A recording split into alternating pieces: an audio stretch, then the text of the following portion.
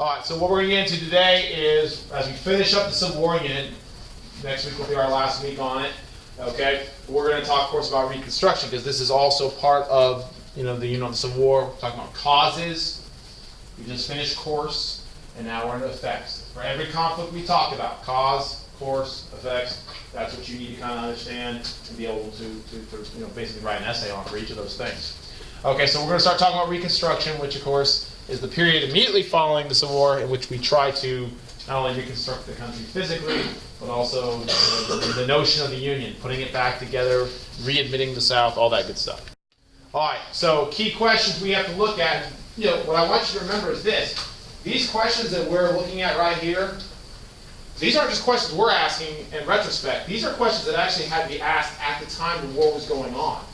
There is no rule book explaining how to do Reconstruction, because this had never happened before. And the Constitution has nothing in it specifying who is responsible for making these decisions. So we had to make it up as we went along. And in fact, as weird as that sounds, that actually is the case in a lot of things about American history. We're a relatively young country. We've only been around for a little over 200 years. And in that time, things have come up that we didn't anticipate, and we've had to deal with them the best we could. And of course, sometimes, the powers and the branches have kind of just adopted roles for themselves. Look at the Supreme Court. Okay, the Supreme Court they decided for themselves. Hey, we are the ones who determine, what's constitutional. They just took that power. We were like, okay, you can have it. And then the power of the president has kind of grown over time, and so on and so forth. So we had never dealt with secession. We had never dealt with Reconstruction before. So figuring out who was going to do what and who had the power, we just had to kind of, work it out on our own as we went through it. So questions that had to be asked and answered that we are going to look at also today is, how are we going to bring the South back to the Union? Did they actually secede legally? If they did, how do we bring them back? If they did secede, do we even have to make them do anything? Okay, that was one of the main kind of arguments of the whole time. How do we actually rebuild the South physically, but also, of course, the idea of rebuilding the South in terms of being part of this Union? Okay, how do we integrate and protect the newly emancipated black freedmen, which is the former slaves? Okay, over 3 million of them. What are we going to do with them? Because their entire status changed overnight. Okay, and then lastly, this is the one that's going to lead to the biggest battle, is what branch of government is responsible for overseeing this process? It's a process we have never undertaken before and never gone through since. Okay, and hopefully we'll never do again. But who is responsible? Is the president responsible? Is Congress? Okay, this is going to be a battle, and at different times during Reconstruction, different branches are going to be in charge of things. All right, now there's different phases of Reconstruction. Depending on how you look at it, there's up to 3. There's wartime Reconstruction, presidential Reconstruction, which overlaps with wartime Reconstruction. It's actually more like wartime Reconstruction is really like a subcategory of presidential Reconstruction. And then there's congressional Reconstruction. And if you really want to get fancy, which I won't probably be doing, you could actually, there's another part where you call it military Reconstruction, in which Reconstruction was carried out by force in the South. So obviously Reconstruction is very complicated, and it's not a very small, brief period of time. I mean, really, Reconstruction starts during the Civil War, and it doesn't really end. I mean, we're going to put an end date on it in 1877, okay? But honestly, it doesn't really end. I mean, you could even, if you wanted to, make the argument that we're still, in a sense, fighting this battle and undergoing Reconstruction today, because we're still today arguing over states' rights, still a debate. And we're still talking about things like secession. I mean, we can't go a year or two without some state, usually Texas, but not always, having a petition. I mean, some states, South Carolina's mentioned, Arkansas, but nothing serious. These are not things being proposed seriously by elected officials. They're petitions and things like that.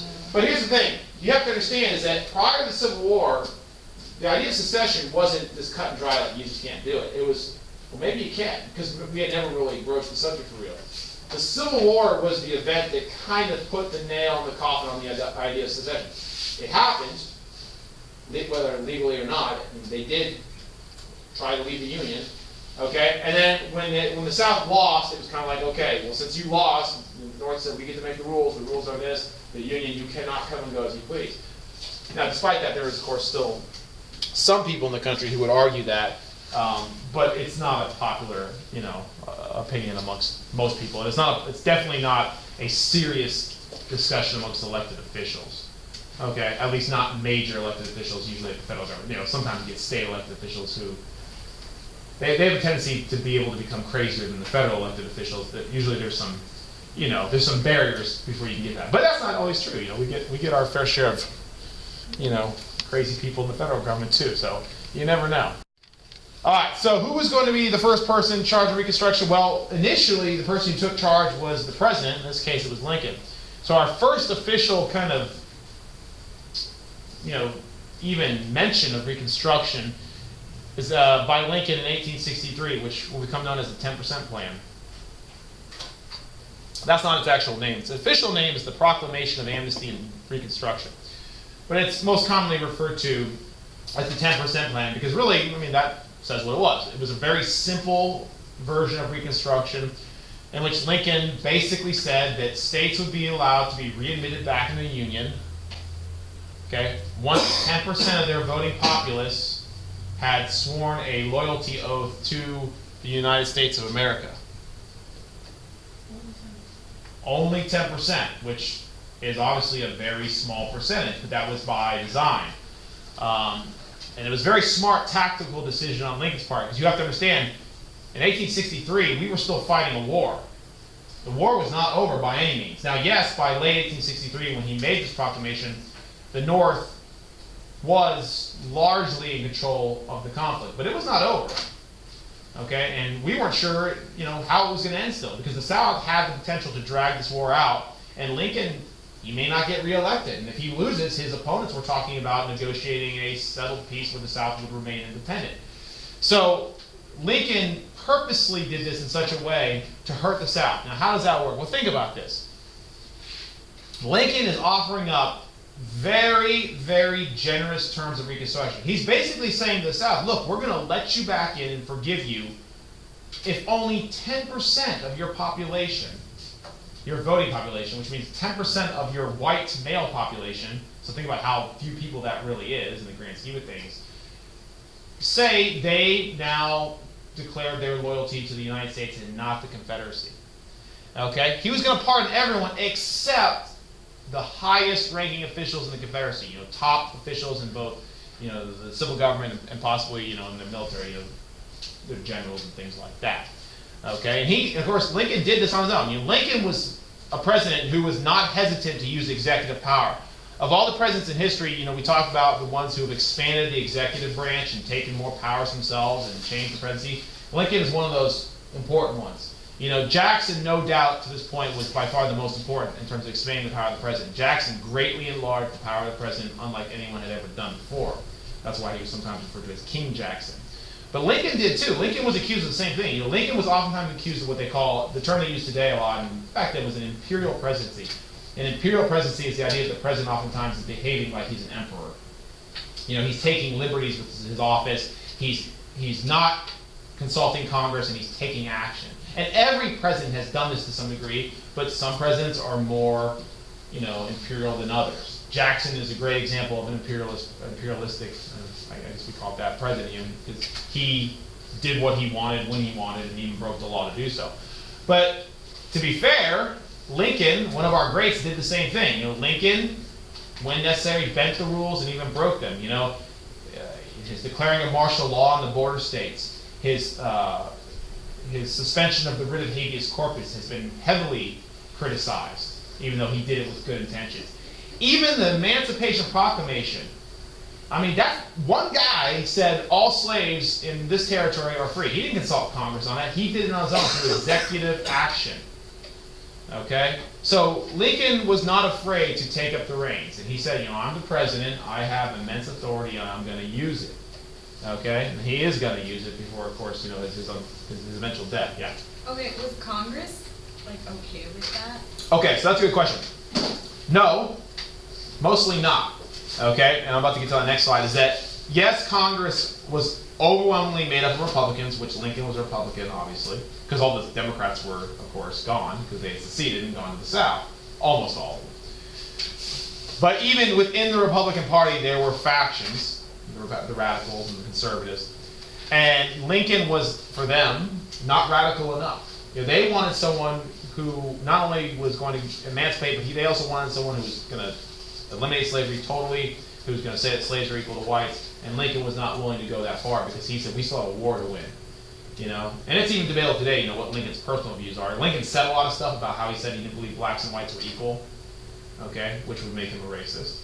All right, but the question is did he really believe that, or was he simply saying these things because, he knew how he had to speak in order to keep the country together and win a war? Don't really know fully.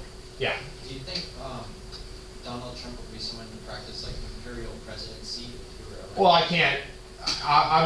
You asked me what I think, so I guess I can't answer that.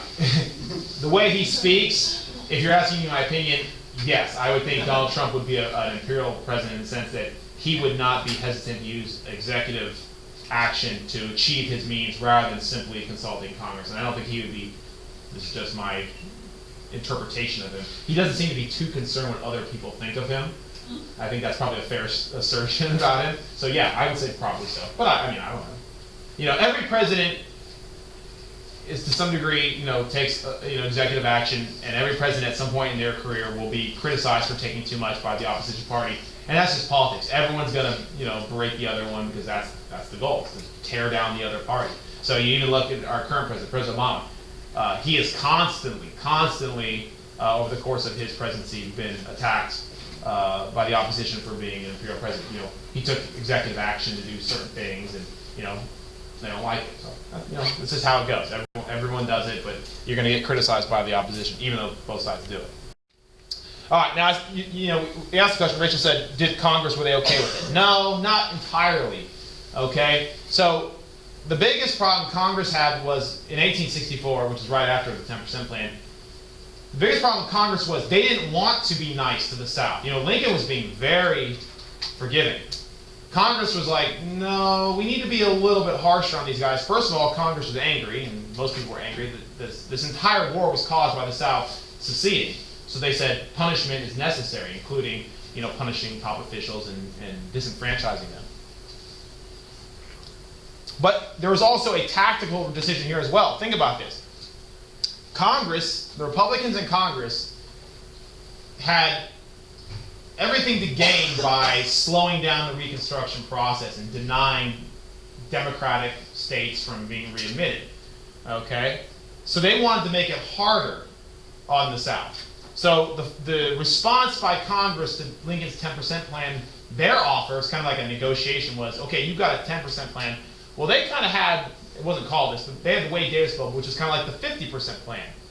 But it was actually more than that. They said, look, we want 50% of the voters. Half have to at least say they swear their allegiance to the United States. But they also, not only that, this is where it was really, they had to swear an ironclad oath. And with the ironclad oath, it's actually something different. It's actually more important. And it's why people in the South hated it.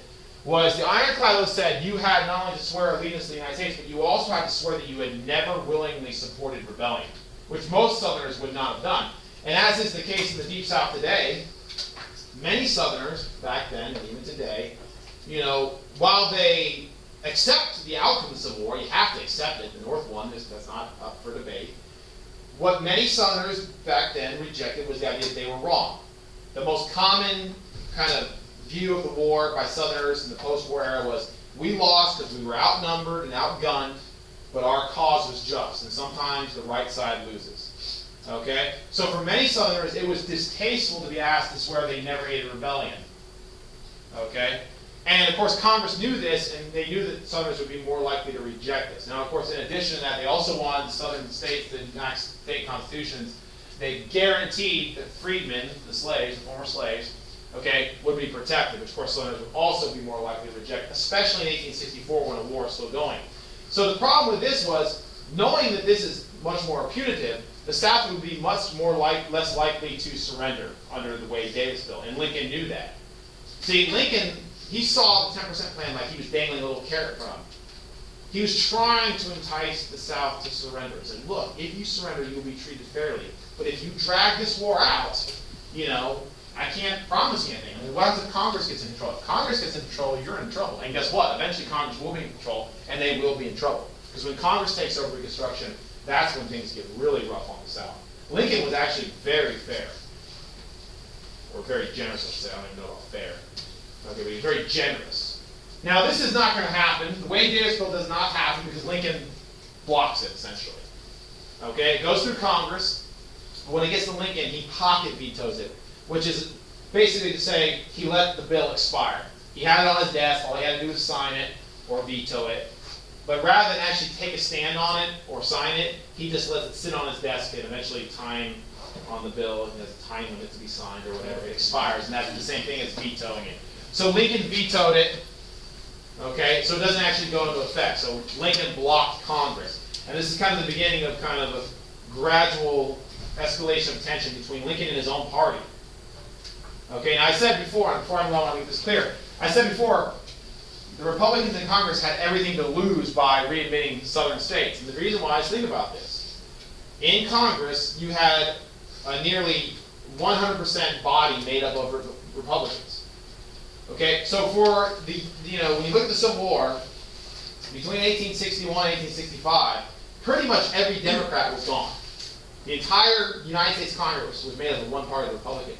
So they had no difficulty passing laws.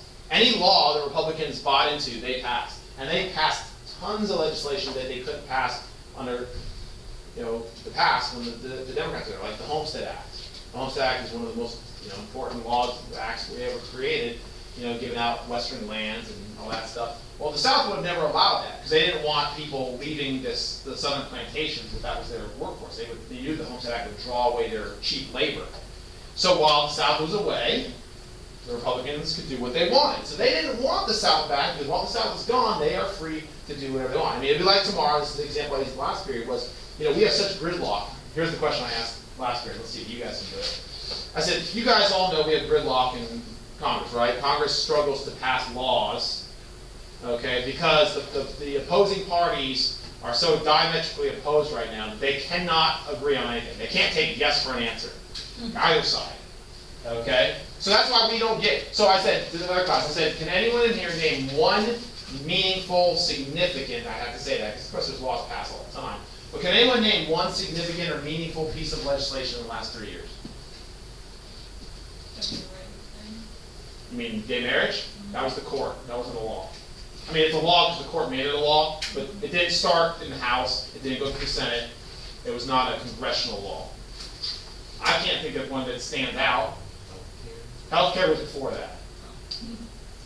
Okay, even though healthcare only went into effect a few years ago, it was essentially passed well before that. You can't think of really a major one because nothing significant has happened because the gridlock in Congress is so intense. Now, imagine for a second, one of the parties, Which one? doesn't matter, pick one of the parties overwhelmingly leaves because they secede, and you have one dominant party now in Congress. Think about the ability they could have to get stuff done if they so chose. Everything that they want that has been blocked by the opposition, they are now free to pass. So it doesn't matter who it is, okay, but you would see all of a sudden just a ton of legislation sweep through. Okay, that was the reality of the Civil War. During the Civil War, the Republicans had basically a unanimous vote on almost every major issue they voted on. So that's what was going on. All right. Now, Lincoln, who had taken up the lead in the Reconstruction effort, we don't really get to know what Reconstruction would have fully looked like under Lincoln because, of course, he doesn't live to see it. Basically, at the end of the war, just days after, really the war had come to an end, basically. Okay, Lincoln was assassinated. There was a plot by these Southern sympathizers, a conspiracy, to eliminate high-ranking officials in the U.S. government, Lincoln being one of them. And one of the only successful members of the conspiracy was John Wilkes Booth. John Wilkes Booth was this angry Southern sympathizer who blamed Lincoln for the war and everything. And he was also an out-of-work actor, and that gave him access to the Playhouse, Ford's Theater, where Lincoln was taking in a show. So he was able to get into Lincoln's viewing box, and he shot him in the back of the head with a pistol. And Lincoln didn't die immediately. He slipped into a coma, but he did ultimately die, as we all know. Booth went on the run. He was eventually cornered by the U.S. Army, and in a shootout he was killed. And all the other members of the conspiracy were eventually caught and arrested. So really, the only significant thing that happened from the conspiracy was, of course, Lincoln was killed. But other, the Secretary of State, Secretary of War were all targeted, but they all survived. Okay? So Lincoln dies, which means, okay, the vice president takes over. And this is where things get really interesting, because, of course, Lincoln's vice president was Andrew Johnson. Now, normally, a vice president taking over the reins of the president, you probably wouldn't think would be that big a deal in terms of policy, because they usually are from the same party. This is one of those rare cases where they weren't. Andrew Johnson, prior to the Civil War, prior to 1864, had been a Democrat, which is the party of the South. He was a Southerner. He was also a white supremacist. So we go from Lincoln, Northern, progressive, anti-slavery, Republican, to Southern, white supremacist Democrat overnight. And that is going to throw the whole thing into an uproar. And of course, Congress is not going to sit by and watch as their plans for Reconstruction are derailed by this guy, Andrew Johnson. We're going to see what happens with him. And of course, it's going to lead to the first impeachment of a sitting president in American history. Yes. Was Johnson unstable? Unstable? Mentally? No, I don't think he was unstable mentally. Just like crazy in general? Crazy how? What makes you think he's crazy? He was just radical. I've never read something about him. No, I wouldn't think he was crazy. I mean, his views were pretty common of the day amongst Southern whites, and also amongst many Northern whites. Many Northerners, I think I said this, many Northerners were on board with the idea of eliminating slavery because they thought it was wrong and they thought it was an evil institution. But that doesn't mean, most Northerners were pretty much on board with the idea that whites were supreme to blacks. The idea that blacks and whites would be equal, that was a radical idea. Okay, even Lincoln himself, the great emancipator, Lincoln was on record, we have him in speeches saying that he did not believe that blacks and whites were equal in all things. So that was actually the common thinking of the day. So I would say Johnson, his views were actually not that out there for his time period. Would the radicals have thought that, The radical Republicans would be more inclined to say, no, blacks and whites are equal.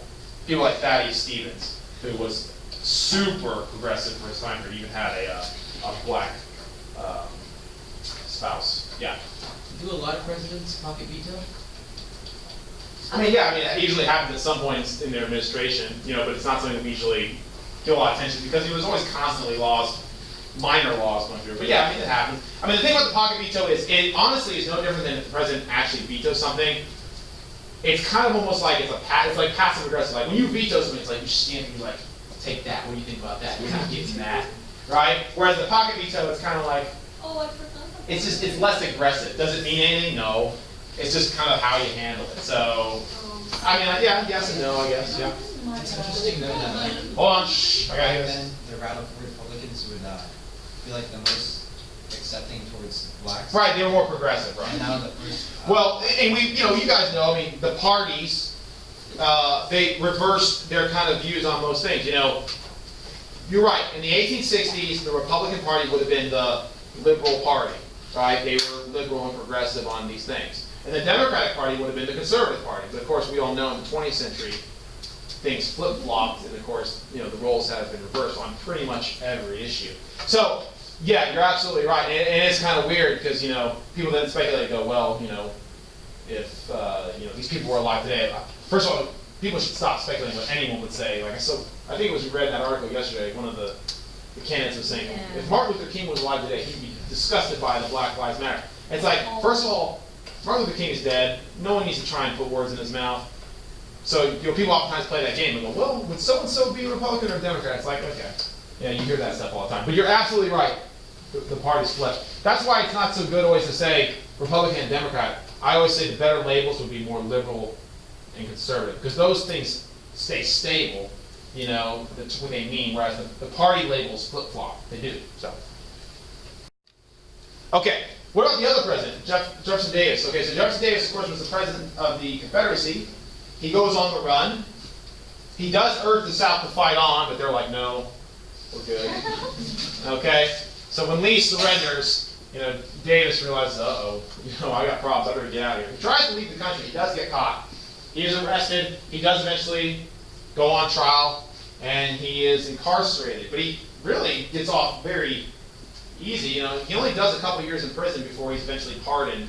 And though his political career is over, you know, the fact that he was not executed for, I mean, he could have been executed if you think about it, because it would have been very easy for the North to argue that his actions were treason. And treason is one of the only crimes that you can be put to death for. So, yes? Did he get to go to one of those country club prisons? I don't think they had those back then. But, you know, being the president of the Confederacy, I would wager he probably was not too mistreated. And most of these people were very, very lightly punished, if not punished at all. I mean, within a couple years of the end of the war, I always use this as the example, within a couple years of the end of the war, Alexander Stephens was the vice president of the Confederacy. He had his chair back in Congress years after the war ended. So the vice president of the Confederacy was back in Congress a few years later.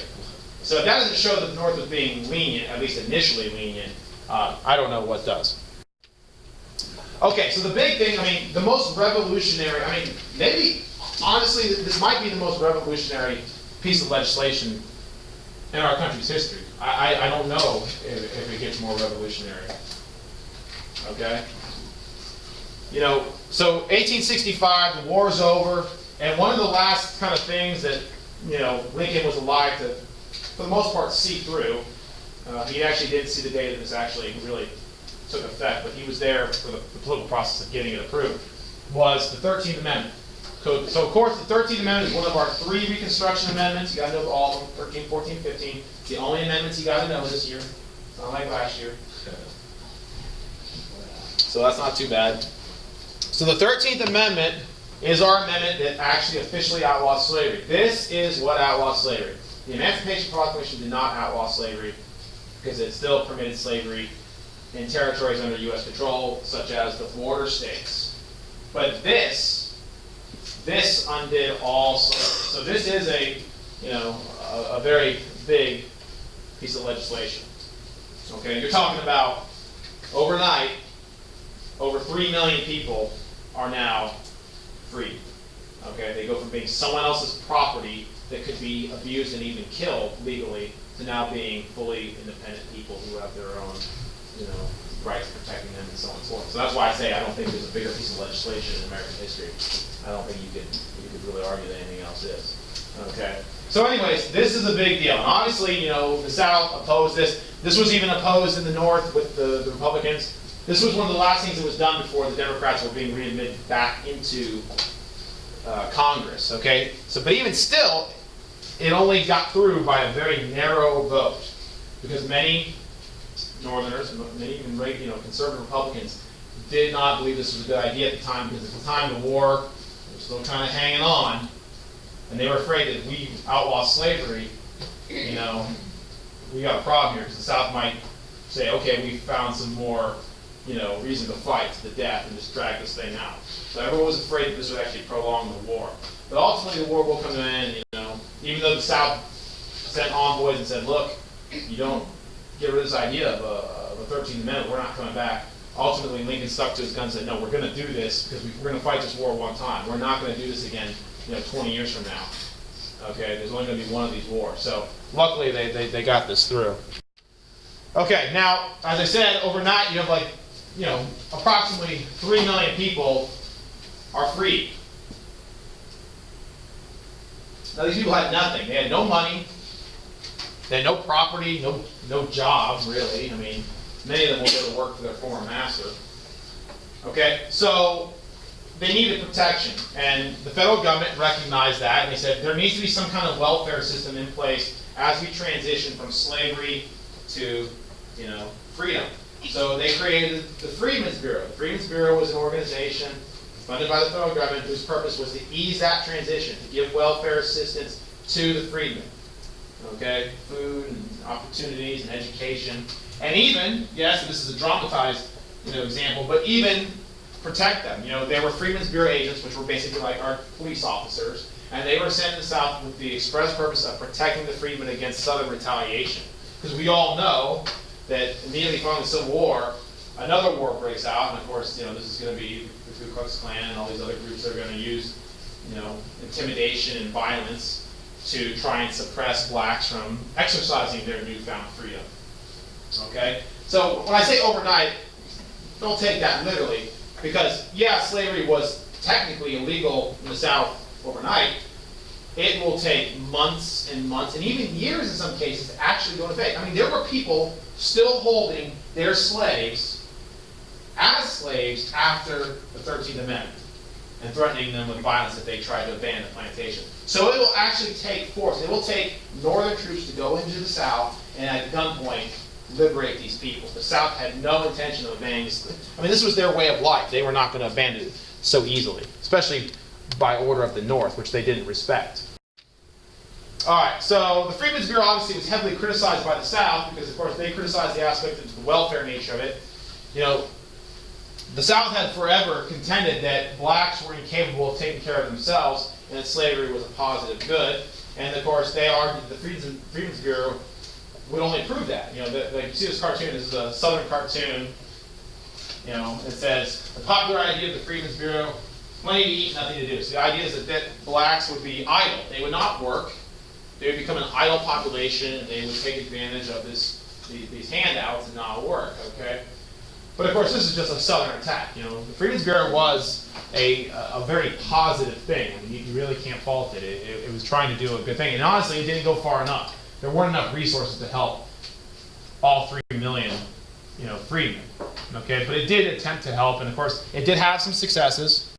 One of the most important successes of the Freedmen's Bureau was education. You know, blacks in the South, it went from being illegal to teach blacks how to read and write to now having public schools, federally funded public schools that were there to teach former slaves, you know, give them an education. So that was huge. Okay, and in fact, many whites ended up taking advantage of these schools. Because don't forget, poor whites in the South, their situation really had not improved a whole lot as a result of the Civil War. In fact, it may have actually gotten worse, because now they were also in competition for paid work with blacks. I mean, but you know, arguably slavery drove down their wages, as Hit Helper said. But lots of people were still in a bad situation in the South, white and black. Okay, you know, maybe the rich probably came out on top still, as they tend to do, but you know, poor people in the South were really hurting. The South was devastated by the war. I mean, Sherman's March to the Sea alone in Georgia had just devastated that entire state. So you can see why everyone would be hurting. Okay, now in the South, you know, we had different groups, and of course, Southerners were obviously bitter and angry over the outcome of the war. And they had particular hatred for two groups. One was Carpetbaggers. Carpetbaggers were Northern Yankees, as they would have called them, who, after the Civil War, they packed up all their belongings, usually in a carpet bag, which was literally a suitcase that was sewn out of a piece of carpet. Okay, cheap piece of luggage. And they would move down to the South, and they would take advantage of the situation. The South, there was a lot of, you know, there was money to be made in the South by Northerners who could exploit the desperate nature of Southerners. You know, they could go down there and buy up land while it was still cheap, and you know, try and speculate and things like that. So many Southerners took, you know, they resented anyone. First of all, the North had beaten them in the war, so they were angry at Northerners. But the fact that Northerners were now invading their territory and trying to exploit the situation for their own personal gain, many Southerners really, really, you know, resented that, and they were angry. So they did not use the word carpetbagger, you know, as a nice term. It was critical. And the other was scalawag. And scalawags, in a way, were even worse if you were a Southerner. A scalawag was a Southern person who went along with or participated or even just didn't fight back against Reconstruction. So for many Southerners, for many defiant Southerners, I guess I should say, scalawags were like traitors. You know, how dare you go along with Reconstruction and bow down to the North and, you know, the United States government. You know, you were not still being defiant, which is what many Southerners were demonstrating after the war, was still continued defiance. You know, and you know, that legacy of defiance, you know, it's lived on in a small degree, even, you know, to the modern day. And you know, and we've seen it in the South in places where they celebrate Jefferson Davis's birthday, or you know, Robert E. Lee's birthday is celebrated in several states. You know, Confederate flag parades are now a thing. You know, that's a kind of a legacy of that Southern defiance to what they see as an oppressive North. But it's taken on some other aspects today, obviously, and even today, you know, what we talked about with the summer and the racial stuff. So, anyway, did you have a question? Yeah, isn't Robert E. Lee's birthday like tomorrow? I don't know when his birthday is. I know they celebrate in some states. You know. His birthday's on 9/11. No, someone was talking about it yesterday. It is? It was Rory. Rory was saying that. I don't know if it is. I'm sure we'll hear about it. Okay, let's just finish up with a couple things and we'll be done. All right, so I talked about different periods of Reconstruction. Now, presidential Reconstruction, once again, it overlaps with wartime Reconstruction because, you know, Reconstruction began during the war, but in the beginning it was largely being led by the presidents. Now, the first president who led Reconstruction was Lincoln, but after he died, the role of leading Reconstruction was taken up by Andrew Johnson as vice president. So just a little bit on Andrew Johnson to remind you about him. Okay, you know, his background prior to the war, he was a Jacksonian Democrat, Southerner. Okay, he was anti-aristocratic. You know, he himself was kind of he said he was a self-made man. He was a former tailor. You know, this is not a guy who came from wealth and, you know, all that. And he didn't like people who, you know, his problem with the Confederacy was it was dominated by the rich. The same people who were high ups, political and military officers in the Confederacy tended to be people who had all the money. Okay, he was a white supremacist. Okay, did not believe in equality between the races, but that actually was not that uncommon by those days' standards. But he agreed with Lincoln on the legal concept that readmitting the states, and I guess I didn't say it earlier, so let me make it clear here. Lincoln and Johnson both agreed that Reconstruction should be a relatively painless process because, according to Lincoln and Johnson, the South never really left. Now, we're not debating whether there was a war. No one's, you know, dismissing that. Of course there was a war. But according to Lincoln and Johnson, the South, because secession is illegal, technically the South never seceded. They were in rebellion. And there is a difference between rebellion and secession. Okay? So because the South never legally seceded, according to these two guys, getting them back in the Union shouldn't be difficult because they never technically left. That was the argument used by these two guys, and that's why they gave such lenient terms when it came to Reconstruction. Okay? They rejected the legality of secession, whereas, for example, President Buchanan wasn't so sure about that. Buchanan thought there might have been a legal right to secede, and that's why Buchanan, of course, didn't do anything to try and block secession when it began in 1860. So anyways, but, you know, Johnson proclaimed that he wasn't out to protect blacks. He was out, as the quote says, damn the Negroes, I'm fighting these treacherous aristocrats, they're masters. That's what he said he was out. He wanted to kind of attack the wealthy. But then he ultimately really doesn't, and that leads to speculation about, you know, there might have been some corruption involved and a payoff. All right, we'll finish up with this and we'll be done. So what was Johnson's plan? Well, Johnson, you know, his plan was very much like Lincoln's because they shared a similar view of, you know, there was no real secession. So Johnson's plan is like the 10% plan, but it's got some, you know, additional things. So you don't have to copy all that down verbatim, but you should know that basically everyone was forgiven, okay, except for top officials in the Confederate government, okay, which tended also to be those who were wealthy, so they were included. Now you could, if you were one of those people who was disenfranchised, you could apply to have your rights restored through a executive pardon. Johnson himself could pardon you. He had that power, and he did. He ended up giving out thousands of individual pardons, forgiving former Confederate leaders. But he wanted them to come grovel before him. So while Johnson did, you know, he said all the things about trying to disenfranchise former Confederate leaders, at the end of the day, almost every Confederate leader at one point was, you know, restored, you know, to their same rights and were allowed to return to office and vote and do all those things. Okay? Okay, requirements. Constitutions at the state level must accept, at the very minimum, the end of slavery.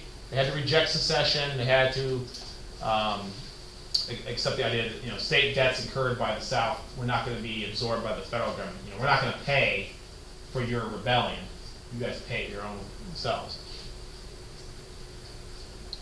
Okay, provisional governors would be established in each state to oversee things. You know, basically Johnson was going to appoint people who would oversee the states until they could elect officials and write constitutions that met all of the requirements we've got on the slide there. So ultimately, at the bottom there, I have the effects. Yes, it for a time disenfranchised or stripped of rights certain leading Confederates, But Johnson ends up pardoning most of them. Once again, he gives thousands of personal pardons.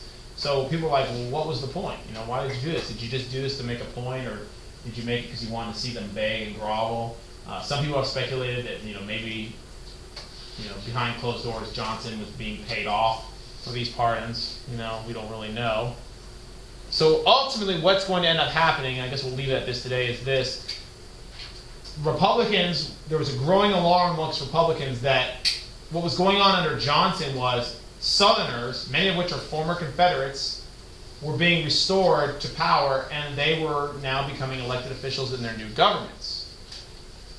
So basically the South was being retaken by the same people who led us into the Civil War, and many Republicans in the North did not like this. So they are going to turn on Johnson. You know, they've got a problem. They've got Johnson as president, but he's not a Republican. And he's not acting like one. So they realize that they've got kind of, you know, a traitor in their midst, and they're going to do everything in their power to eliminate him. Okay, no one expected Johnson to be president. He was just an afterthought. He was only on the ticket in 1864 to win over that Southern vote. Right? Lincoln wanted him just to win votes. No one actually believed that Johnson would one day become president. Now that he is president, you know, now they're scrambling, because he does not see eye to eye with the congressional Republicans who, you know, want to do all these things for blacks. So, okay. All right, I think we will stop there for the day. Okay, so the last thing we were talking about, yes? Let me address that at the end of class. We last left off talking about Johnson's plan of Reconstruction. And one of the last things I mentioned was how Southern states that were being readmitted to the Union and Southern leaders were being given the enfranchisement. They were being re-enfranchised because, of course, Johnson was pardoning them by the thousands, even though he had promised to, of course, punish them. So the problem was, under Johnson's plan, when Reconstruction kind of started getting underway under Johnson, many Republicans were alarmed because Southerners were just simply not doing the things that they were supposed to do under Reconstruction. You know, there's the constitutions for each state that were being drawn up were not meeting the basic requirements that Johnson even required. Johnson was pardoning top former Confederate officials. The example I gave you was Alexander Stephens, the vice president of the Confederacy, the number 2 guy in the Confederacy. He was re-enfranchised, and he was able to be re-elected back into office in Congress. Okay, and at the state level, this is not just the federal, but at the state level, we saw increasing defiance. Where in the local state level, Southern states were now passing black codes. The black codes, of course, were these laws designed to keep blacks subservient. Okay, you know, blacks were free. There was no going back. Slavery was over. I mean, that was done. Southern states just had to accept that. They couldn't fight that. And what Southern states could do was they could pass laws that limited the rights of black freedmen. And they created these black codes, and you know, there's no single black code. Black codes is just a term we use to describe any law that was really designed to keep blacks in an inferior or subservient role to whites. The main goal here was Southern whites were terrified that their labor force was just going to disappear on them overnight. That these people were going to leave, they might go west to take advantage of the land out there. And without that labor force, they were worried that their entire economy would crumble.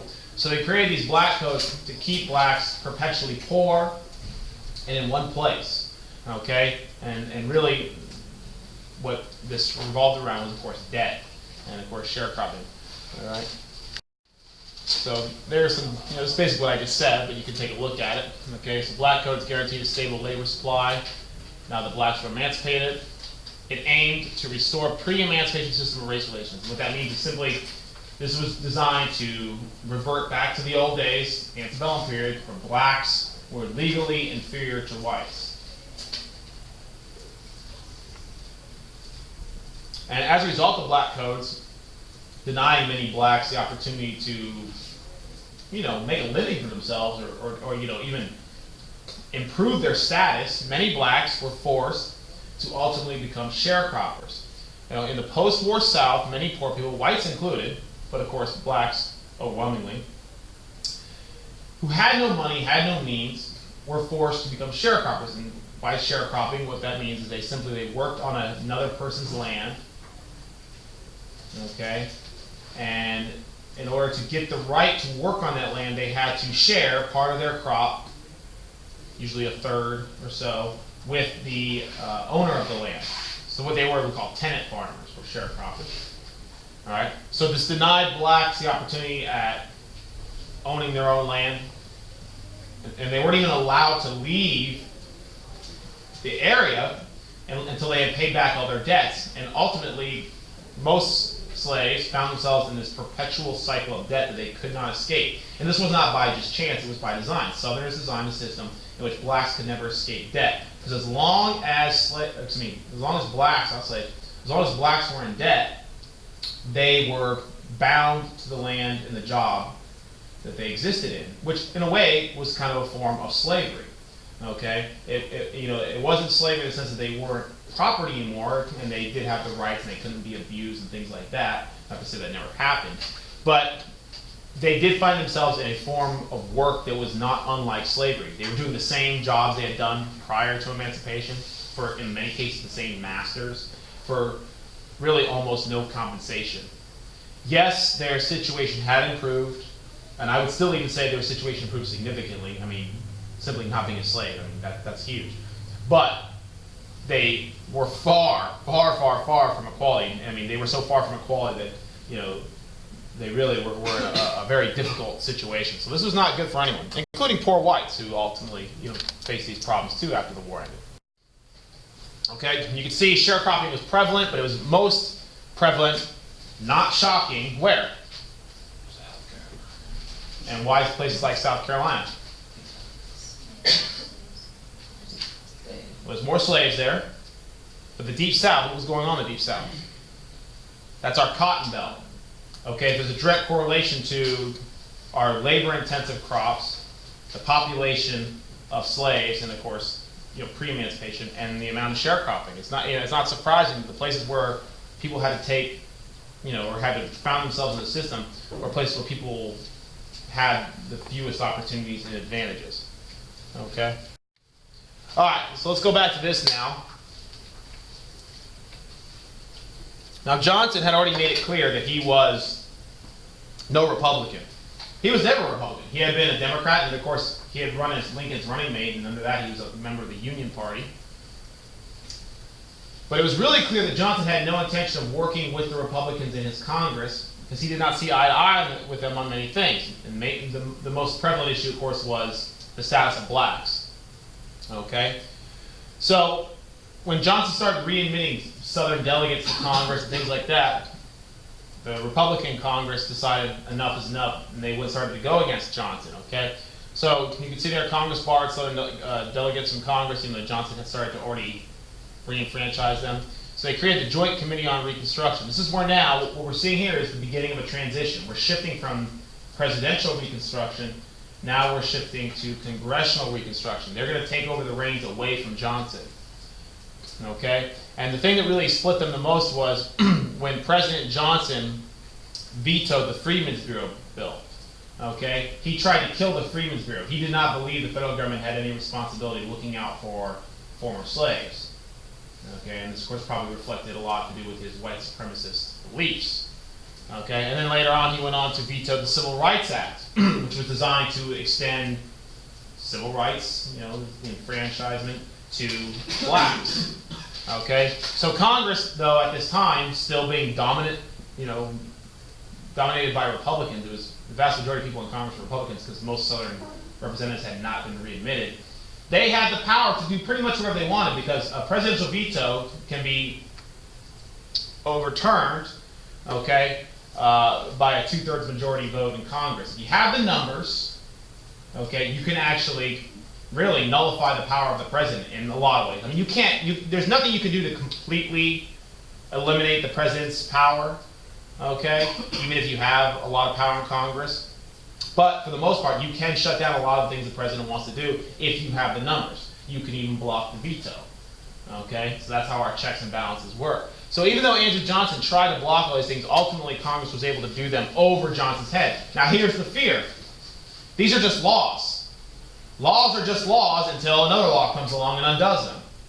The fear amongst congressional Republicans was, when these Democrats get back in Congress, what is to stop them one day, possibly down the road in the near future, from undoing the Civil Rights Act, from undoing the Freedmen's Bureau? They could do it. All they have to do is pass a law that eliminates it or defunds it or whatever, okay? So laws are just laws until another law comes along that undoes it. And that's the truth about everything, including the Constitution.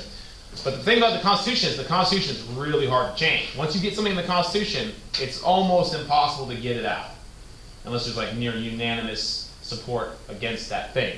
And once again, proof of this is, look at history. Prohibition is the only thing in the Constitution, amendment I should say, it's not the only thing, but it's the only thing in the Constitution in which we explicitly went, okay, we did this, we're not doing that anymore.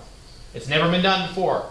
Okay, so that shows you just how strong. No one likes to muck with the Constitution. Everyone wants to talk about it, but in reality, no one really wants to actually do something about it. Okay, so that's why things that are already explicitly written in the Constitution, we have to be real careful. We don't want to change the Constitution a lot, because once you change it, it's really hard to change it back. Okay, and that's why it's so hard to change things that are explicitly stated in the Constitution. We had a conversation about gun control in our current events, like 3 weeks ago, and one of the strongest supports for gun control is in the Bill of Rights. It literally says the people have the right to bear arms and maintain a well-regulated militia. Though that wording, that language there, will pretty much ensure that there will always be guns in the hands of Americans. Okay, so things like that. It's going to be very it's very difficult to change stuff that's in the Constitution, whether it be stuff from the original Constitution to amendment. All right, so what we're entering into now is we're entering into what's called Congressional Reconstruction or Radical Reconstruction. Same thing. It's called Radical Reconstruction because, of course, the people who are doing it are the radical Republicans. What makes them radical? Well, it just means that the term radical means they were just more progressive on the idea of black equality. That's what made them radical for their day. And their thoughts were radical. The idea that anyone would say that blacks and whites are equal. And once again, it's one thing to say slavery is wrong, but it's a whole other thing to say a black and white person are equal back in the 1860s. That was very, very, progressive for that time period. Okay, so they called them the radicals. But they were the ones who were in charge at this point.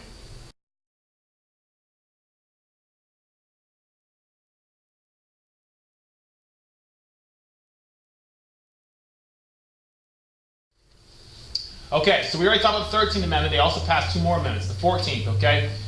The 14th Amendment was ratified in July of 1868. You can see there, provided a broad definition of citizenship, guaranteed due process of law, guaranteed equal protection law. So basically what the 14th Amendment did was it extended the power, the right of citizenship, and all the privileges therein of being a citizen to blacks. Okay, the slaves, the former slaves, were now at the federal level guaranteed. The only way you could change this is if you go into the Constitution and change it again.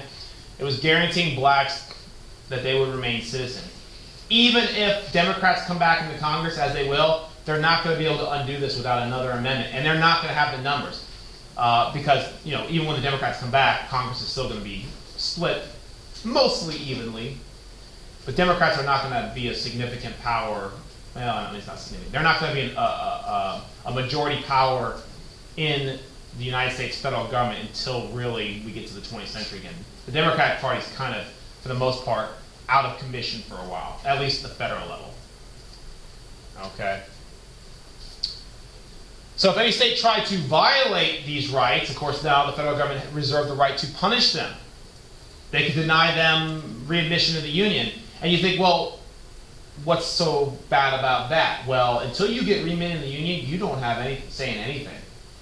You just get dragged along. So it goes all the way back to the American Revolution, the whole idea of no taxation without representation. Well, until states were readmitted back in the Union, they had no representation.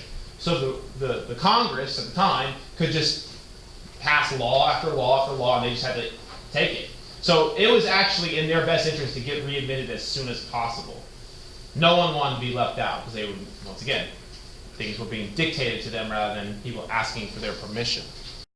Okay, so because of this, now with citizenship, of course, ultimately will come enfranchisement, the right to hold office, the right to vote, and of course we're going to guarantee the right to vote. People will say, well, I thought the 15th Amendment gave the right to vote. Yes, the 15th Amendment did give blacks the right to vote. However, for many blacks, they were already voting, and the reason why we have an amendment, we made an amendment to make it more secure so it couldn't go away. But they already had federal laws. There's going to be a Voting Rights Act.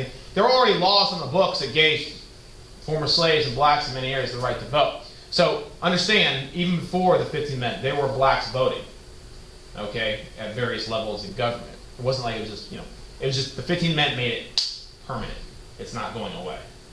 Although I guess theoretically it could go away. I don't foresee that happening, but if they ever pass another amendment revoking, that would happen. But I mean, let's be realistic, that's not going to happen in this day and age. I would hope. Okay. So anyways, you can see the balance of power in Congress shifts, and what you see there is in those deep South states, slavery backfired on these states. In places like South Carolina, Mississippi, and I've made this point clear already, so hopefully you remember at this point. South Carolina and Mississippi in the antebellum period had more slaves than they had free whites. Now that may have worked to their advantage in the antebellum period, but now that we're in the post-Civil War period, it's actually going to backfire. Because guess what? All those blacks are now free, and they are now citizens, and they are all now earning the right to vote and hold office. So what you have is, in those states, blacks were now a political majority. Can you imagine a worst case scenario for white supremacists in South Carolina, Mississippi? These were our most racist states to some degree, if you could actually bestow that title. And now they have found themselves in a situation in which they are the numerical minority. Numerical minority. There is a difference though. Okay, they aren't minorities, because minority status actually has nothing to do with numbers. I don't know if you guys remember. It usually correlates. But minority status actually has to do with power. Did you all know that? Okay, minority has to do with power. Minorities are groups that usually have less economic or political power. So you can actually be the numerical majority and still be a minority. And in fact, there's a really glaring example of that in this country. Women, right? Women are 51% of the population approximately. Okay? And women, I guess that's probably because women live longer on average. I don't know how else to explain it. But women, of course, possess less economic power. Women earn about 77 cents on the dollar for every man. And they possess less political power. Most of the people elected to office are not women, right? You guys know that. So there's a great example, okay? And of course there's more blatant examples in history. Look at the history of India. Back in the old days when the British Empire controlled India, 99% of the population were Indian people, But there was this 1% population of English people, and they ran the whole country. Okay, so that you got to know that kind of stuff. So in these places, yes, blacks were a minority, but now they were a numerical majority, which meant they could exercise a lot more power. And probably the only time in the history of, well, it is, I can say this for a fact, the only time in the history of our country where blacks overwhelmingly had influence and say, in the state of South Carolina, Mississippi, even all the way to today, okay, was in this time period. Because there were no whites who had rights that could overpower them because they had been all disenfranchised. Even today, South Carolina, Mississippi, states that have a very large population of blacks, blacks are well underrepresented in their legislatures. Okay, so things, more things change, the more they stay the same, it would seem. Okay, so what did the radicals want to do? What did they want to do? They wanted to restart Reconstruction, and they wanted to get tough. They wanted to get real tough. Okay, so they wanted civil authorities in the territory to subject them to military supervision. They wanted to send the troops in the South and say, look, you're going to do what we tell you. The troops are going to be there to maintain order. We're going to occupy you until you get your act together. Okay, they were going to require new state constitutions that guaranteed the 13th and 14th Amendment. No state would be readmitted until they built into their constitutions, their state constitutions, that slaves are now forever free and blacks are citizens. They actually had to put it right in writing, and they're not going to come back. Because Republicans were angry that Democrats were acting like they had won the war. Southerners, they're like, did you forget what just happened? We just beat you and you're pretending like nothing's changed. You better start changing your tune or you're not going to have any say in what's going on. Okay, so 1867, Congress passed an act authorizing the military began to enroll eligible black voters. So that they send the military in the South. The South is occupied by Union forces. They're there to maintain the peace, enforce Reconstruction, and now enroll black voters, so voters can actually have a say. Okay?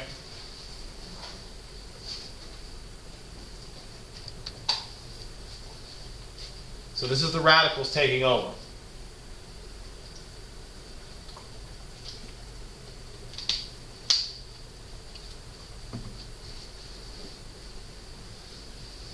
All right, any questions on that? I'll give you a second to finish up with that and we'll move on. So this is our beginning of radical Reconstruction. They're now using their power, their numbers to overpower Johnson, okay, and influence the Reconstruction process. So Johnson's plan is going to be omitted for the radical plan, which is going to be much stricter. Okay, let's move on. All right, so the Reconstruction Acts of 1867, this is what brings the military into it. Congress cuts the South up into 5 military districts. And this is done just for organization and purposes and planning. And the Union Army, the same army that won the war, is deployed to the South and occupies these regions under a different Union commander. And their purpose is to enforce Reconstruction. Okay?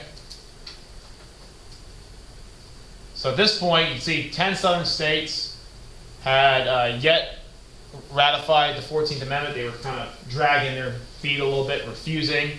So Congress says, okay, now some, if they had already accepted things, they were good to go. But if they had not accepted this, Reconstruction would it would restart. They would miss out on Johnson's lenient plan, and now, okay, you should have taken advantage of it while you could. Now they're going to be subject to Congress's plan, which is going to be much, much stricter.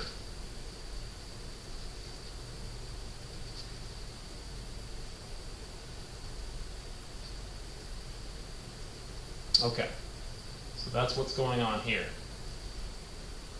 So, of course, Southerners, of course, were angered by the idea that they were being occupied by the Northern Army. The war was over, yet now they had their own troops sitting in their states, essentially with guns pointed at them, saying, okay, you're going to do these things. You're going to enforce the 14th Amendment. You're going to make sure blacks are citizens. You're going to give them, we're going to enroll them to vote. So, of course, Southerners were outraged that this was going on. All right, now, it was at this point that Congress decided, well, it's not enough. At this point, Congress had essentially,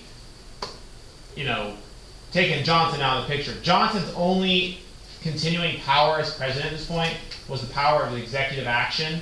He could pass executive orders, but that only can go so far. The president can do executive orders, but executive orders are fairly limited usually. Okay? Not as powerful as, of course, what Congress can do in terms of making law. So Congress decides, okay, we're going to lay a trap for Johnson. They want to get rid of him, and they want to put someone else in there. Okay? So, Congress passes a law called the Tenure of Office Act. Now, this had 2 goals. One was to make sure Johnson did not eliminate any of the radical Republicans in his cabinet, which were there because of Abraham Lincoln. There were already sitting officials in the cabinet who were radical Republicans who were spying on Johnson, essentially, for the radicals in Congress. And Congress was afraid Johnson was going to get rid of some of these guys. One of the examples, of course, was Edwin Stanton, who was the Secretary of War under Lincoln and Johnson. So they passed this law that said no president could remove a sitting cabinet official without the Senate's consent. Okay? So if the Senate approved him, first of all, they can't get rid of him without the Senate's consent. So they're trying to stop the president from firing these people. The goal was to protect them, but it was also to see if Johnson, might break the law. Now, there was a question whether this was even legal or not in the Constitution. Because there's nothing in the Constitution that specifies that the Senate has the right to prevent the president from firing his own cabinet members. Right? And Johnson believed that this was an unconstitutional law, and he challenged it. And the way he challenged it was he broke the law. Okay? So Johnson, he fired Edwin Stanton, the Secretary of War, which there's no question that this broke the law. I mean, it did. It's fact. There was a law in the books, and Johnson broke it. No doubt he broke the law.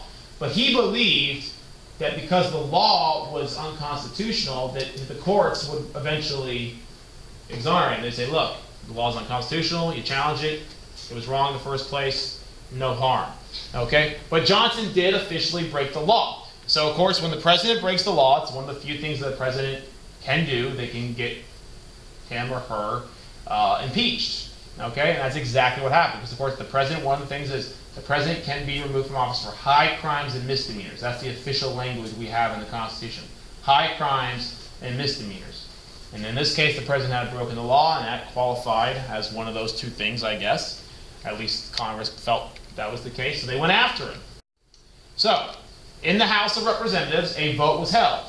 A vote of impeachment. That's where impeachment takes place, in the House. Impeachment takes place in the House and nowhere else. In the House, there is a vote. And the vote is to see if there is enough evidence to impeach. If the president is impeached, it simply means there should be a trial to investigate whether the president should be removed from office for high crimes and misdemeanors. This is all based on popular vote. The House Representatives get together, they vote, and if enough of them vote in favor of impeachment, we move ahead. It's a two-part process to remove a president. So the House, which was dominated by what party, you think? Republicans, yes. Not just Republicans, but radical Republicans would have been more likely to do this. The House overwhelmingly votes to impeach Johnson. Now we've got something serious. It's the first time in history this has ever happened.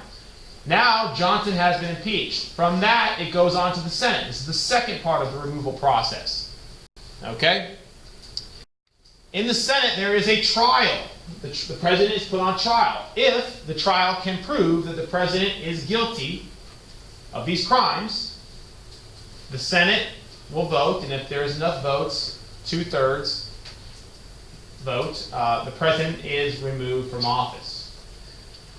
Okay, so this was the first impeachment. It did go to the Senate. They held a trial. It was a big story, obviously. The sitting president was trying to be removed from office. However, when it came down to the vote, they were one vote short of the required number to remove Johnson from office. So Johnson survives. However, he will go on and finish out his term pretty quietly because he's effectively powerless. He can't do anything. There's so many Republicans in Congress that they can just override his veto anytime they want. It's not even a question. So Johnson will finish out his term in very quiet fashion. And of course, this set the very important precedent that, and you know, why did Johnson not get kicked out? That's the question. There's definitely enough Republicans in the Senate to do it. They could have if they wanted to. Many of the Republicans, probably non-radicals, did not vote in favor of removal because they were fearful that if we start the precedent of removing sitting presidents simply because we have the numbers to do so, just because the opposing party can, if we start removing presidents just because we can, it actually harms the legitimacy of our political system, right? I mean, every time Congress changes in terms of numbers, you could have a sitting president removed just because the opposition party has the numbers to do so. So we could have presidents theoretically removed left and right if there's enough numbers in Congress. If we start doing that, we kind of become a laughingstock, and we kind of become like these countries around the world where they constantly have these coups where the government is overthrown, and it's not good. So luckily, some people in Congress realize that it's probably a bad idea to start removing presidents just because we don't like them, rather than for real reasons like they committed a crime. So we didn't do it. So the funny thing about it is, of course, we've only had 2 presidents impeached. Johnson is one, Bill Clinton was the other in the 90s. Both were impeached, to be honest, for political reasons. Johnson got impeached because they wanted to get rid of him because they didn't like him blocking their legislation. Bill Clinton was hated by the Republicans, so they tried to impeach him just to get him out of office for a sex scandal, not a real serious crime. Okay? But both times, removal didn't happen because, the failing thought was, let's not just remove people for no reason, not for the serious stuff. We've had some presidents who probably could have been removed for serious crimes, but the funny thing is the ones who shouldn't have been impeached got impeached, and the ones that probably should have been impeached never did. Isn't that weird? But that's just how things work. So, anyways, no president has ever been removed from office. Okay, so in '68, Johnson's done. His career's over. That's clear.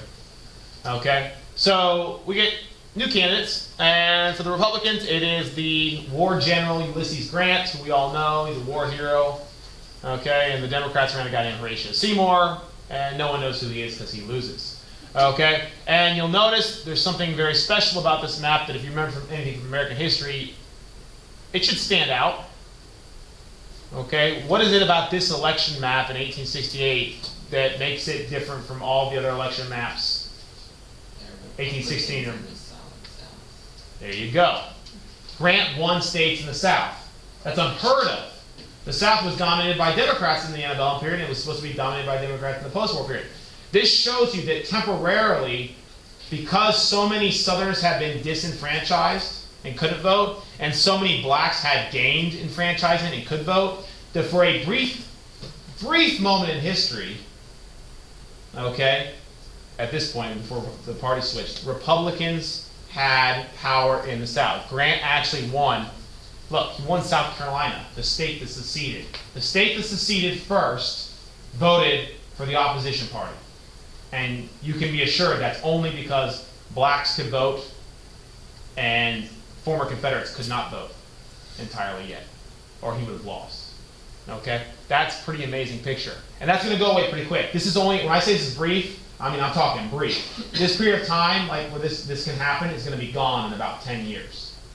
So only for a very brief period in history do we see this, okay? And then things are going to go back to the way they were. And even though the names of the parties are going to change, we know, right? We know about the parties, the names flip.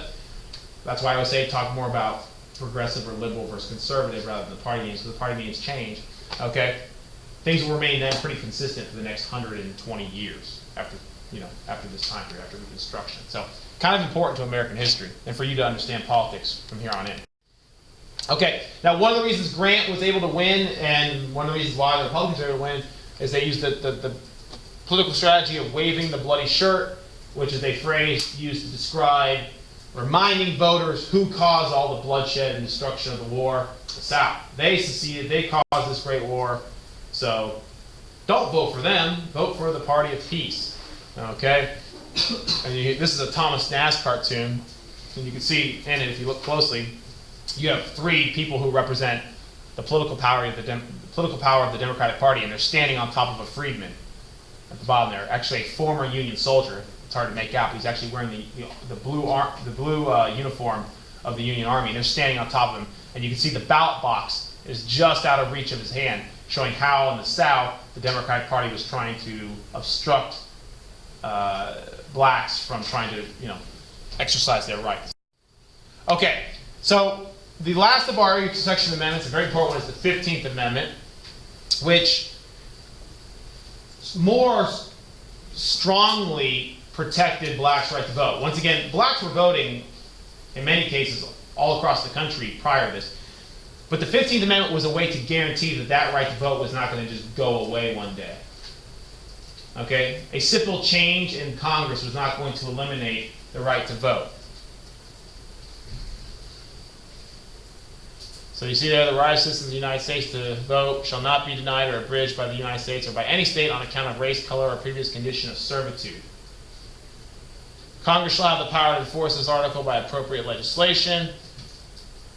So Congress specifically stated they would be the ones who could enforce it because they want to keep, they want to keep control of what they had. Even though the president was Republican at this point, it doesn't matter. They wanted to hold on to it. And of course, women were angry because, of course, no specific mention of them was given. So black men would gain the right to vote, I guess I should say. Women will not. Women will be left out.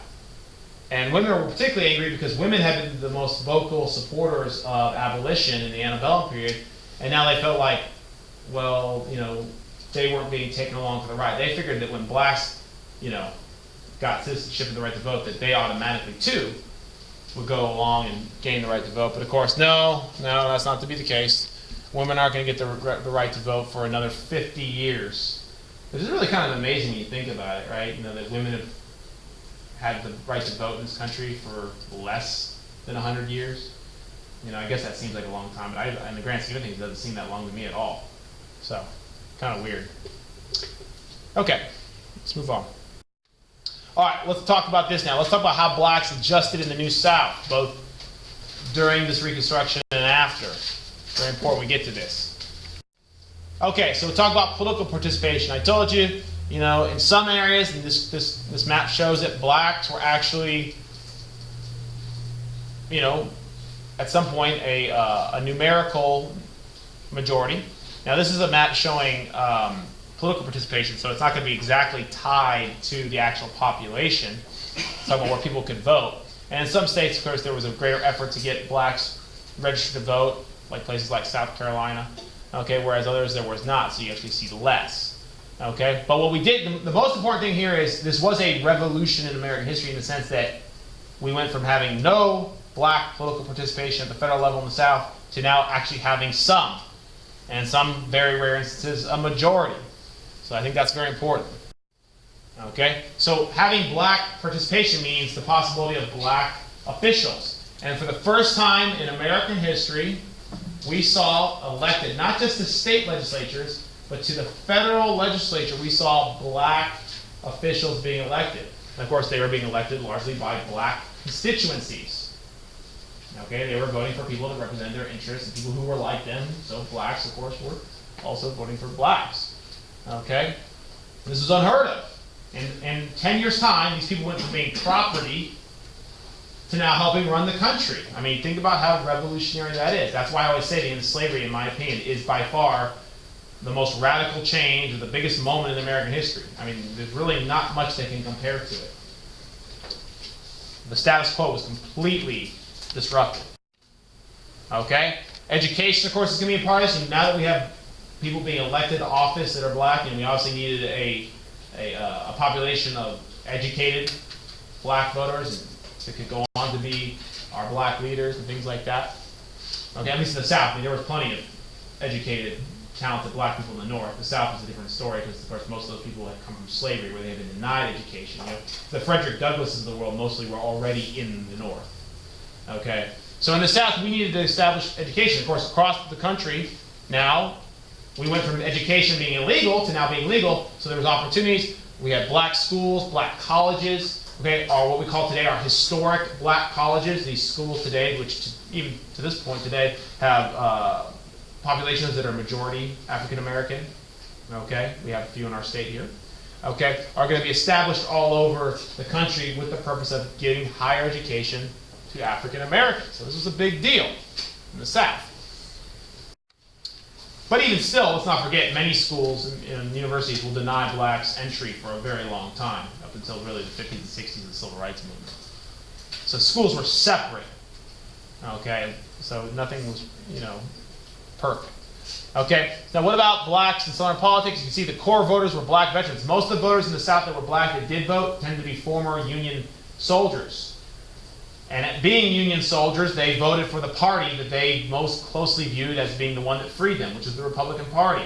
Blacks will vote nearly unanimously across this country in favor of the Republican Party for the next 50, 60 years. Republicans for the next 50, 60 years could just chalk up the black vote as being their vote. Now, that should sound a little odd to you today because, of course, that has largely reversed. Today, overwhelmingly, although not unanimously, today, overwhelmingly, most of the black population today, polls show, would vote Democratic. Okay, and that shows you how the parties have flipped in terms of their political views on many issues. The names have essentially just changed, but, the views have always stayed. Okay, so blacks were politically unprepared. They went from being slaves to now the vote. Okay, you can see they could register and vote in states since 1867. But the 15th Amendment was the thing that guaranteed federal voting rights across the board. Because you can't, a state law cannot disagree with a federal law. States have the right to pass their own laws so long as they don't contradict existing federal legislation. The federal law, the Constitution, always trumps the state. Always. States can go above and beyond and make extra laws and things like that, but they cannot be laws that oppose something that exists in the federal legislation. Okay? So, we talk about states' rights versus the federal government. That's typically the way we've interpreted things post-Civil War. Civil War kind of is what made that decision for us, is that, the federal government's going to win. It's paramount. So nothing can challenge the Constitution. Nothing. Not the president. Nothing. The only thing that can affect that is, of course, the Supreme Court. The Supreme Court is the lone interpreter of the Constitution. They are the ones who tell us what the Constitution says and what it means on everything. So that is why I always say the Supreme Court really is, in my opinion, the most powerful branch of the government. They're all supposed to check and balance each other, but I believe the Supreme Court wields more power than anyone when they really want to. I mean, look at this last summer, right? Gay marriage. That was the Supreme Court. They just Said this is the way it is. It has to be that way. That couldn't have happened in Congress because they would have been fighting and debating and votes. Well, they just had a quick vote, 5-4. 5 people said it's gay marriage. 5 people decided gay marriage for the entire country. Right? That's a lot of power, isn't it? You know, no one else could have done that. Okay, so of course, Southern whites were very upset with what was going on. Of course, they attacked the idea of black participation, and they went back to the antebellum period. And they of course argued the same things they argued with slavery: is that blacks weren't fit to lead, they weren't fit to rule, that they didn't have the same skills and capabilities of whites. So you see propaganda like this, in which it depicted, which it says colored rule as kind of being this chaotic thing. So this is done by the South to kind of detract from black political participation. Now, the most serious attack on black political participation was not in, of course, the government. It was, of course, illegal. Okay, and that was the KKK and other organizations like it, the so-called Invisible Empire of the South, which was, the KKK was a terrorist organization made up of mostly former Confederate soldiers with the purpose of terrifying or harming blacks who attempted to exert these new rights. I mean, the real goal of the KKK was to kind of control black political participation. They didn't want them to vote. It threatened their status quo. So they used the fear of lynchings and murders to try and keep blacks from doing so. And of course, they adopted all kinds of symbolism to terrify blacks. They wore the hoods and things like that. Okay, but this was a serious epidemic. Okay, and the federal government did eventually have to step in. Okay, the federal government passed the Force Acts, which authorized federal agents to go into the South and actually hunt down and eliminate the KKK. And actually, the Force Acts really worked. Klan activity in the South diminished greatly while there were Union troops in the South there to enforce the law. We don't see the Klan really exist in significant numbers and really wield significant influence until after Reconstruction ends in 1877. That's when the Klan really surges, because there's no one there to actually enforce the law. So for a brief period of time, the federal government was very committed to protecting the freedmen, okay, through things like the Force Acts, but that will not last. Okay, ultimately, Reconstruction is going to come to an end, not officially, but it does. Okay, remember from last year, in 1876, we had an election year. Rutherford B. Hayes was running against a guy named Samuel Tilden. There was disputed returns. Several states could not agree on who won, and whoever won those states would have won the election. So rather than have a long, drawn-out process that would go through the courts, a deal was made. Behind closed doors, we believe, Republicans and Democrats met, and the decision was made that Democrats would concede defeat. They would let Rutherford B. Hayes become president if Republicans would agree to pull the troops out of the South, which Republicans agreed to. So Rutherford Hayes probably actually lost the election, to be fair. We'll never know.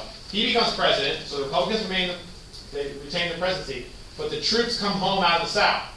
Now, why this was so important, Southerners were willing to give up the presidency in order to get those troops out, because without those troops there, Southern states can now be defined.